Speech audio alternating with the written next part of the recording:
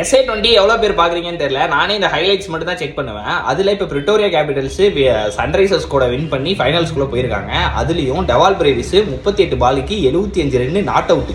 அதாவது 12 பாலுக்கு 18 ரன் அடிக்கணும் அப்படின்னு இருந்தப்ப 9 பாலை மிச்சம் வச்சு 3 பாலுக்கு 3 6 அடிச்சு ஃபைனலுக்குள்ளே போயிருக்காங்க. ஆல்ரெடி டெவால் பிரேவிஸ் இந்த டீம்லையும் டெவால் பிரேவிஸ் ரூதர்ஃபோர்டு 2 பேருமே பீக் ஃபார்மில் இருந்தாங்க. அதில் ரூதர்ஃபோர்டுக்கு இன்னைக்கு பேட்டிங்கே கிடைக்கல. பேட்டிங்கே கிடைக்காமே இவங்க ஃபைனலுக்குள்ளே போயிருக்காங்கன்னா இவங்க கம்பல்சரியாக கப் அடிச்சிருவாங்க அப்படின்னு தான் எனக்கும் தோணுது. ஆனால் ஒரு சைடு வந்து ஜோபக் சூப்பர் கிங்ஸ் அவங்க டீமில் வந்து ஃபேப் டூப்ளசிஸ் இன்ஜூரு, அதுக்கப்புறம் வந்து டானவன் ஃபெரேராவும் இன்ஜூரு.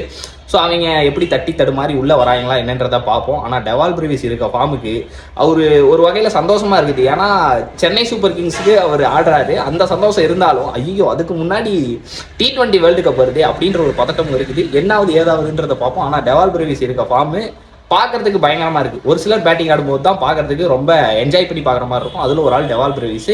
ஸோ நீங்கள் இந்த மேட்சை பார்த்தீங்களா என்னன்றதை கமெண்ட் பண்ணுங்கள்.